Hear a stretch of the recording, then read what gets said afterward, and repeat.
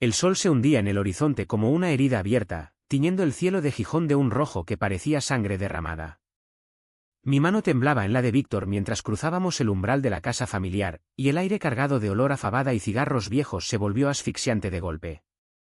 «Mira quién ha venido», gritó mi tía Carmen desde la mesa, pero su sonrisa se congeló al ver cómo nuestros dedos se entrelazaban, y en ese instante, supe que el mundo que Víctor había construido con tanto esfuerzo se desmoronaba bajo nuestros pies.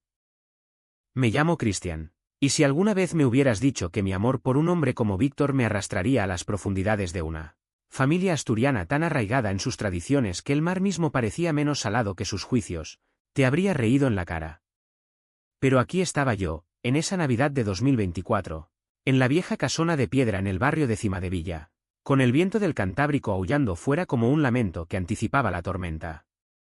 Víctor, mi Víctor, el hombre que me había salvado de mis propias sombras en Madrid, ahora caminaba a mi lado como si estuviéramos cruzando un campo minado. Él era el banco de la familia, así lo llamaban desde que era niño, el pilar inquebrantable, el que pagaba las deudas de su padre con los mineros jubilados, el que organizaba las sidras en las fiestas del Prendes y el que callaba sus propios sueños para que los demás brillaran. Alto, con esa mandíbula cuadrada que parecía tallada en granito asturiano y ojos verdes como el musgo de los bosques de picos de Europa, Víctor había sido el héroe silencioso. Hasta esa noche. Todo empezó 3 meses antes, en un bar de mala muerte en el puerto de Gijón, donde el humo de los puros se mezclaba con el salitre y las risas roncas de los marineros. Yo había llegado a Asturias huyendo de una ruptura en la capital, una de esas que te dejan el corazón como un barco varado en la playa de Torimbia, destrozado, expuesto y a merced de las olas. Trabajaba como profesor de literatura en un instituto local, recitando versos de Lorca a chavales que preferían el fútbol a las metáforas, pero era Víctor quien me había encontrado una noche de lluvia torrencial. Entré en el Náutico para secarme el alma con un culín de sidra, y allí estaba él, solo en una esquina, garabateando en una libreta como si el mundo no existiera. Nuestras miradas se cruzaron, y en ese momento, sentí que el destino, caprichoso como una galerna asturiana, había decidido unirnos. ¿Qué lees?, me preguntó con esa voz grave que parecía salir de las profundidades de una mina abandonada. Le mostré el libro de Quevedo que llevaba en el bolsillo, y él sonrió por primera vez, una sonrisa que iluminó la penumbra como el faro de Cabo Mayor. Hablamos hasta que el bar cerrara, de todo y de nada, de las sidrerías donde se baila el pericoteo hasta el amanecer, de cómo Gijón olía a mar y a carbón viejo, de los secretos que uno guarda para no ahogar a los suyos. Víctor me contó que su familia lo veía como el eterno soltero responsable, el que cuidaba de su madre viuda y de sus 2 hermanas menores, enviando dinero desde su trabajo como ingeniero en la siderúrgica de Avilés. «Soy el banco», dijo con amargura, «el que deposita todo y nunca retira». No me dijo entonces que era gay, que había enterrado ese pedazo de sí mismo bajo capas de silencio y obligación, pero lo supe en el roce accidental de nuestras manos sobre la mesa de roble. Nuestra historia floreció como las hortensias en los jardines de los Picos, discreta al principio, explosiva después. Nos veíamos en mi pequeño piso en el barrio de Natahoyo, donde el rumor de las olas se colaba por la ventana entreabierta. Allí, Víctor se despojaba de su armadura, reía con esa carcajada profunda que hacía vibrar las vigas, me besaba con una urgencia que borraba el peso del día, y me confesaba sus miedos en susurros, envueltos en el calor de las sábanas. «Cristian, contigo siento que puedo respirar», me dijo una noche, mientras el viento azotaba los cristales. Yo, que había crecido en un pueblo andaluz donde el amor como el nuestro se susurraba en las sombras de las procesiones de Semana Santa, le prometí que lo ayudaría a ser libre. Pero el amor, ¡ay!, el amor es un traidor disfrazado de salvador. La familia de Víctor era un microcosmos de la España profunda, esa que aún huele a rancio en las cocinas de las casas solariegas. Su padre había muerto joven en un accidente en la mina de Ulleras del Norte, dejando una viuda amargada y 3 hijos que juraron mantener el honor de los Prendes. La madre, doña Rosa, era una mujer de ferro, con el rosario siempre entre los dedos y la lengua afilada como un cuchillo de cocina. «Víctor es nuestro banco», repetía en las reuniones, orgullosa de cómo él había pagado la boda de su hermana mayor, Elena, con un tipo de Oviedo que olía a cerveza y promesas rotas. La otra hermana, Marta, era la rebelde, la que se escapaba a Madrid para estudiar bellas artes, pero volvía cada verano con remordimientos y un novio diferente. Y luego estaba el tío Fermín, el hermano del padre, Un exmilitar con bigote de mosquetero y opiniones que apestaban a franquismo tardío. Un hombre de verdad cuida de su linaje, no de caprichos. Yo sabía que traerlo a la luz sería como encender una hoguera en una polvorera. Víctor lo había intentado una vez, años atrás, con un amante fugaz de su época universitaria en Salamanca. El chico se llamaba Pablo, un artista que pintaba retratos con óleo y pasión, y juntos habían soñado con una vida lejos de las minas y las misas. Pero cuando Pablo le pidió que lo presentara a la familia, Víctor retrocedió. No puedo traicionarlos, murmuró, y Pablo se fue, dejando un vacío que Víctor llenó con trabajo y silencio. Ese secreto, enterrado como un tesoro pirata en la bahía de Biscay, era el fantasma que nos perseguía. Esta vez será diferente, me juraba Víctor mientras caminábamos por el muro de Gijón, con el Atlántico rugiendo a nuestros pies. Contigo, lo haré. La Navidad se acercaba como una galerna inevitable, y la cena familiar en la casona era tradición inquebrantable, pavó asado con castañas, tarta de nueces y canciones asturianas que doña Rosa entonaba con voz de lamento. Víctor había prometido ir solo, como siempre, pero esa mañana, en la cama revuelta de mi piso, me miró con ojos que suplicaban. Ven conmigo, Cristian. Sé mi coraje. Mi corazón latió como un tambor de fiesta en el mercado de El Pitu. ¿Cómo negarme? Empaqué un regalo simbólico, un libro de poemas de Albertí, con una dedicatoria que decía, para el banco que ahora vuela, y nos dirigimos a la casona bajo un cielo plomizo que parecía presagiar el fin. Cuando cruzamos la puerta, el calor de la chimenea nos golpeó como un reproche. La mesa estaba puesta con el mantel bordado por la abuela, y el aire olía a manzanas asadas y a secretos rancios. Doña Rosa nos vio primero, y su abrazo a Víctor fue efusivo, pero cuando sus ojos se posaron en mí, la sonrisa se torció. ¿Y este? Amigo tuyo, preguntó, con esa cortesía asturiana que esconde veneno. Víctor tragó saliva, su mano apretando la mía bajo la mesa. Mamá, él es Cristian. Mi pareja. El silencio cayó como nieve pesada sobre los picos. Tía Carmen dejó caer el tenedor, tío Fermín carraspeó como si se ahogara, y Elena miró a su marido con pánico. Marta, bendita sea, fue la primera en romper el hielo, vaya, un profesor de literatura. Víctor siempre ha sido un romántico empedernido. Pero el hielo no se rompió, se agrietó con furia. Doña Rosa se levantó, el rosario tintineando como cadenas. ¿Pareja? ¿Qué blasfemia es esta? Víctor, tú eres el banco de esta familia, no un sodomita. La palabra cayó como un rayo, y sentí el mundo inclinarse. Víctor palideció, su rostro como la niebla matutina en la ría de Villaviciosa. Mamá, es la verdad. Lo amo. Tío Fermín se puso en pie, rojo como el vino de la mesa. ¿Esto es una vergüenza? ¿Y el linaje? ¿Qué dirá la gente en el mercado, en la sidrería? Has traicionado a tu padre. Las voces se elevaron, un coro de acusaciones que ahogaba el crepitar del fuego. Elena lloraba en silencio, Marta intentaba mediar, pero yo me quedé petrificado, el libro en mi bolsillo quemándome como carbón. Esa noche, Víctor me llevó de vuelta a mi piso en silencio, el coche serpenteando por las calles empedradas de Gijón como un río de lágrimas contenidas. Lo siento, murmuró cuando aparcamos frente al mar. No debí arrastrarte. Lo besé entonces, con sal en los labios del viento, y le dije, somos un equipo, Víctor.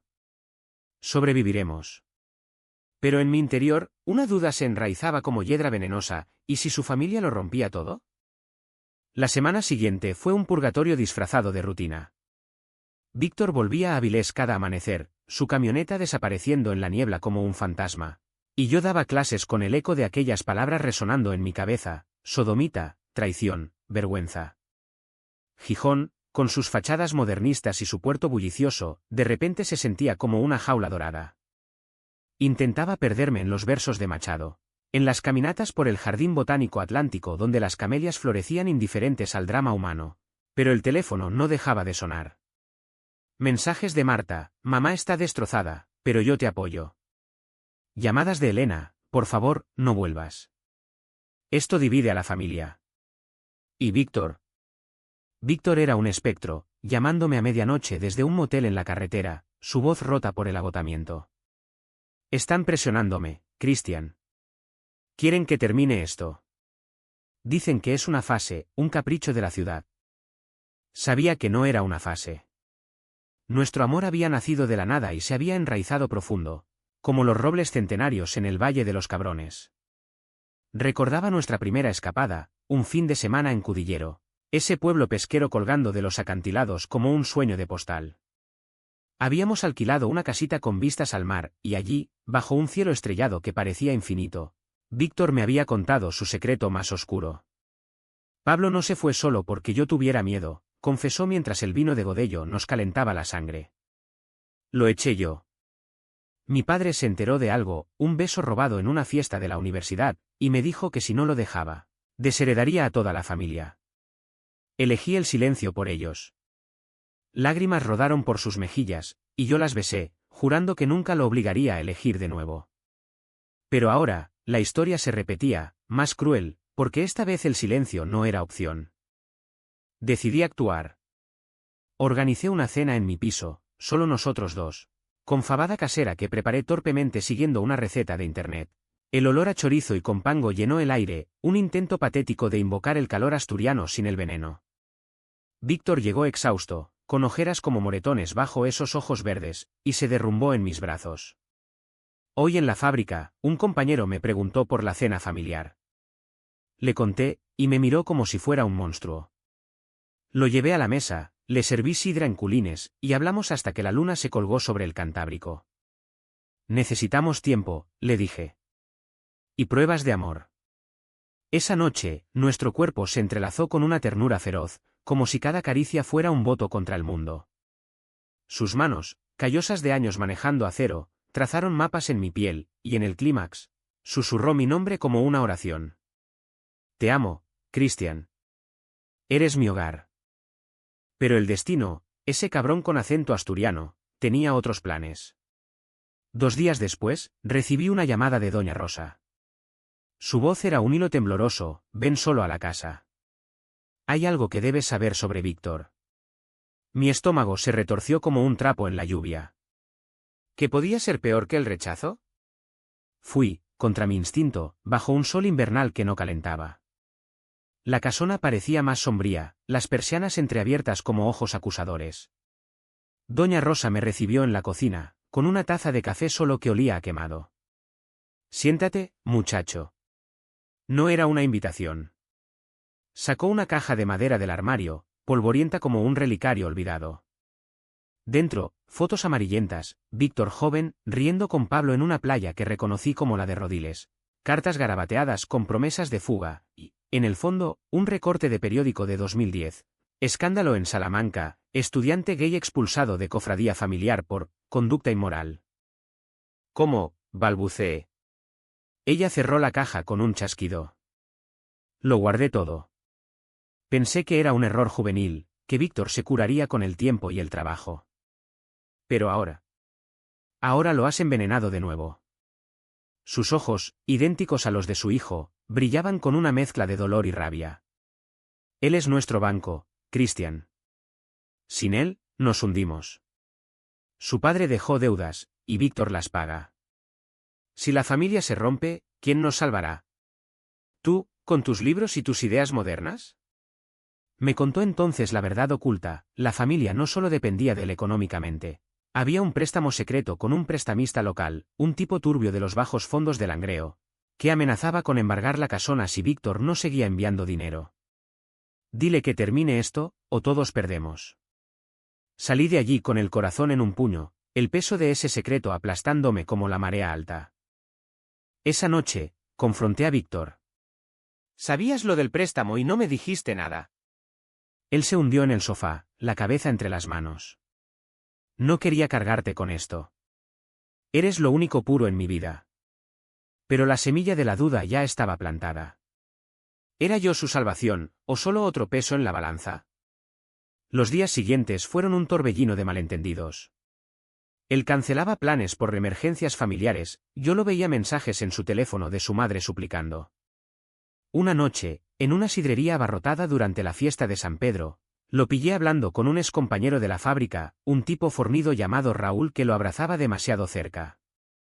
¿Quién es él?, le espeté después, celos ardiendo como aguardiente. Víctor palideció. Solo un amigo. ¿No confías en mí? La pelea estalló, palabras como dagas, acusaciones de traición velada. Tu familia me odia, y tú los proteges más que a nosotros, grité. Él se fue, dejando el eco de la puerta como un portazo al alma. El abismo se ensanchó. Recibí una carta anónima, de tío Fermín, lo supe por la caligrafía militar, aléjate. O le diremos a todos en Gijón lo de Pablo. Tu novio será el chisme del año. El pánico me invadió, visiones de mi trabajo perdido, de miradas en el mercado de la Plaza Mayor. Llamé a Víctor, pero colgó. 2 días de silencio, y entonces, el golpe, una foto en WhatsApp de Marta. Víctor en la cena familiar, solo, con una sonrisa forzada, y al lado de Elena, una prima lejana llamada Lucía, una rubia insulsa de Valladolid que sería perfecta para él, según doña Rosa. El capsen de Marta, intentando arreglar las cosas. Lo siento, Cristian. El dolor fue un puñetazo en el plexo solar. Me emborraché solo en el puerto, mirando cómo las luces de los barcos danzaban en el agua negra, y juré que lo dejaría ir. Pero el amor no es tan cobarde. Al amanecer, con resaca y rabia, conduje hasta la casona. La encontré en caos, voces elevadas, platos rotos. Víctor estaba en el salón, enfrentando a su tío. No me obligaréis a casarme con Lucía. Eso sería la verdadera traición. Doña Rosa sollozaba en un rincón, y cuando me vio, su rostro se contorsionó. Tú. Has destruido a mi hijo. Pero Víctor se interpuso, su mano en mi brazo como un ancla. No, mamá. Yo lo destruí al callar tanto tiempo. La confrontación fue un huracán confinado en 4 paredes de piedra asturiana. Tío Fermín bramaba sobre el honor, blandiendo la carta anónima como una espada. Esto es lo que traes a casa. Un escándalo público. Doña Rosa se arrodilló, el rosario cayendo al suelo como perlas de un collar roto, y suplicó, Víctor, por Dios, piensa en tus hermanas. Elena ya sufre con su marido borracho, Marta sueña con volver, pero sin dinero. Él se mantuvo firme, su voz un trueno bajo, he pagado vuestras deudas, he sido vuestro banco durante años. ¿Y ahora me pedís mi alma? Yo intenté mediar, pero mis palabras se perdieron en el vendaval. Lucía, la prima, había huido avergonzada, y en su ausencia, el vacío se llenó de verdades crudas. Víctor reveló el préstamo al prestamista, el miedo que lo había atado como cadenas de la mina. Pensé que si me casaba, podría seguir enviando dinero en secreto, pero eso me mataría. Marta, con lágrimas en los ojos, abrazó a su hermano, te quiero tal como eres, Víctor. Pero mamá. Ella creció en otra época. Doña Rosa levantó la vista, su rostro surcado como los cañones de los ríos asturianos. En mi juventud, el amor como el vuestro era pecado mortal. Tu padre me salvó de un matrimonio arreglado, pero yo. Yo te he fallado. Fue el primer atisbo de grieta en su armadura, un susurro de humanidad bajo la rabia. Pero el daño estaba hecho. Esa noche, Víctor y yo volvimos a mi piso, exhaustos, y dormimos abrazados como náufragos en una tabla. Perdóname por el silencio, murmuró él al alba. Perdóname por dudar, respondí yo. En ese abrazo, forjamos un pacto, enfrentaríamos el mundo juntos, o no lo haríamos. Sin embargo, los secretos tienen raíces profundas, y el de Víctor no era el único. Días después, mientras paseábamos por el cerro de Santa Catalina, con la estatua de la Dama de Elche velando por nosotros, mi teléfono vibró con un mensaje de un número desconocido. Era Pablo, el ex de Víctor, contactado quién sabe cómo, quizá por el chisme que volaba en las redes asturianas. Sé lo que pasa con tu familia. Víctor me dejó por miedo, pero yo lo amaba de verdad. ¿Quieres saber por qué se fue de Salamanca? Adjuntaba un audio, la voz de Pablo, rota por años de resentimiento, contando cómo Víctor no solo lo había abandonado, sino que había mentido a la familia para protegerlo, inventando una pelea falsa para que pareciera un capricho pasajero. Pero en realidad, tu chico tiene un miedo que lo paraliza, su padre le pegó una vez por mirar mal a un compañero de mina. Víctor guarda moretones invisibles. El mundo se tambaleó. Confronté a Víctor esa misma tarde, en la playa de San Lorenzo, donde las olas lamían la arena como lenguas acusadoras.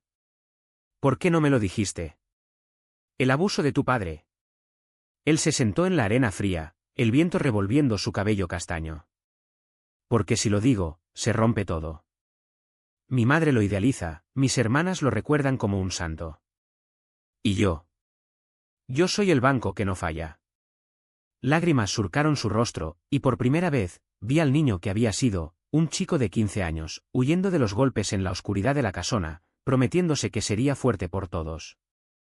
Lo abracé allí, con el mar como testigo, y juramos sanar esas heridas juntos.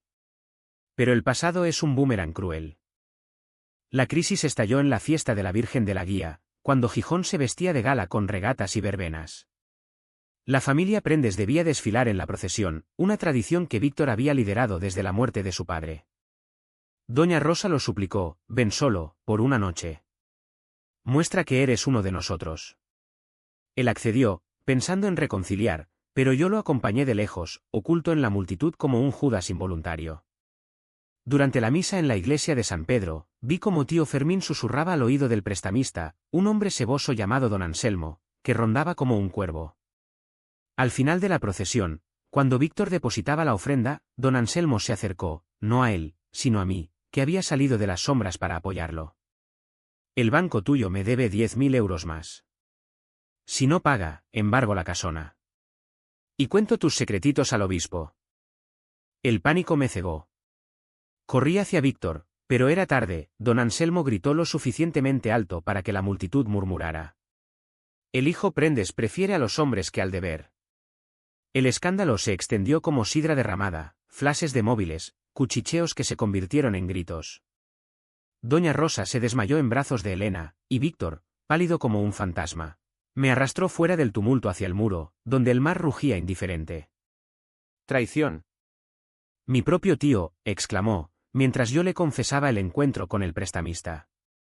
Sus ojos se oscurecieron como una tormenta en el Golfo de Vizcaya. Lo pagaré todo. Pero primero, acabemos con esto. El clímax llegó en una reunión forzada en la casona, bajo la lluvia que azotaba los tejados como lágrimas divinas. Víctor irrumpió con documentos en mano, había vendido su parte en la siderúrgica, liquidez suficiente para saldar la deuda y más. Aquí está vuestro dinero. Pero a partir de ahora, soy libre. Tío Fermín lo negó todo, pero las pruebas, llamadas grabadas, correos, lo delataron. Había sido él quien avivó el fuego, celoso de la independencia de Víctor, queriendo controlarlo a través del miedo. Doña Rosa, recuperada, miró a su hermano con horror: eres peor que el diablo. Fermín se marchó, maldiciendo, pero el daño a la familia era irreparable. Elena juró divorciarse de su marido, inspirada por el coraje de su hermano. Marta regresó de Madrid para quedarse, prometiendo terapia familiar. En medio del caos, Víctor se volvió hacia mí, arrodillado en el suelo embaldosado. Cristian, ¿me perdonas? He sido un cobarde. Le levanté, besándolo frente a todos, un beso salado de lluvia y redención. Doña Rosa apartó la vista, pero no dijo nada. Esa noche, bajo el techo que habíamos salvado, la familia se sentó a hablar, no como jueces, sino como heridos. Te quiero, hijo, murmuró ella al fin, extendiendo una mano temblorosa. No era aceptación plena, pero era un comienzo, frágil como una hortensia en invierno. Los meses siguientes fueron un renacer lento, como la primavera que tiñe de verde los valles asturianos después de una nevada. Víctor y yo nos mudamos a un piso con vistas al puerto, un nido modesto donde el olor a sal se mezclaba con el de café recién hecho y sueños compartidos. Él dejó la siderúrgica por un trabajo freelance en ingeniería sostenible, diseñando paneles eólicos para las costas de Cantabria. Ahora soy un banco para el futuro, bromeaba, con esa sonrisa que iluminaba sus ojos verdes. Yo seguí enseñando, pero ahora mis clases incluían relatos de Lorca y Gil de Viedma, versos que hablaban de amores prohibidos y libertades ganadas. Los alumnos, curiosos como gatos en un tejado de pizarra, preguntaban, y yo respondía con honestidad: el amor no elige bando, solo late. La familia se recompuso a pedazos. Doña Rosa empezó a visitarnos los domingos, trayendo bandejas de pitu calella y tartas de manzana, sentándose rígida al principio, pero poco a poco permitiendo que su mano rozara la mía al pasar el pan. Eres bueno para él, admitió una tarde, mientras Víctor y yo lavábamos los platos. Lo haces reír como no lo veía desde niño. Elena se divorció, encontrando un trabajo en una galería de arte en Oviedo, y se convirtió en nuestra aliada feroz, organizando cenas donde el vino fluía y las anécdotas reemplazaban las acusaciones.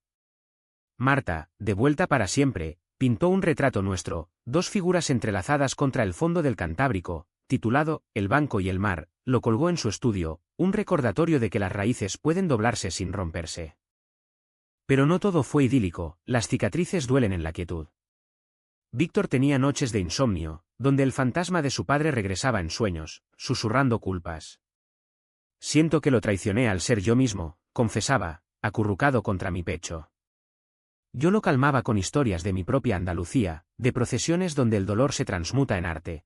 Y juntos asistimos a terapia en una clínica de Langreo, donde un psicólogo con acento minero nos enseñó a desenterrar los miedos sin que nos sepultaran. Tío Fermín desapareció, rumiando su amargura en algún rincón oscuro de Asturias, pero su sombra nos unía más. Habíamos sobrevivido a la traición, y eso forjaba un amor de acero. El punto álgido de nuestra redención llegó en la siguiente Navidad, un año exacto después del escándalo. La casona, renovada con el dinero de Víctor, brillaba con luces que competían con las del puerto. Invitamos a todos, familia, amigos del bar El Náutico, incluso a Pablo, que había respondido a una carta de disculpa de Víctor con gracia inesperada. La mesa se extendió hasta el suelo, cargada de mariscos de la ría, cordero asado y sidra que escanciábamos con risas. Doña Rosa, con un chal de lana sobre los hombros, levantó su copa, por Víctor y Cristian. Por el banco que ahora fluye como el río. No era perfecto, aún había silencios incómodos, miradas evasivas, pero era humano, tejido de perdón y tiempo. En la medianoche, cuando la familia se dispersó y el viento ululaba fuera, Víctor y yo salimos al balcón, envueltos en una manta. El mar se extendía negro e infinito, salpicado de luces de barcos lejanos. Míranos, susurró él, su aliento cálido en mi cuello. De un secreto a esto. Lo besé, lento y profundo, saboreando la sal de nuestras lágrimas felices.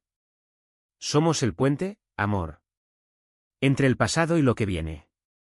Gijón dormía a nuestros pies, indiferente a nuestras batallas, pero en ese momento, supe que habíamos ganado. No contra la familia, sino con ella.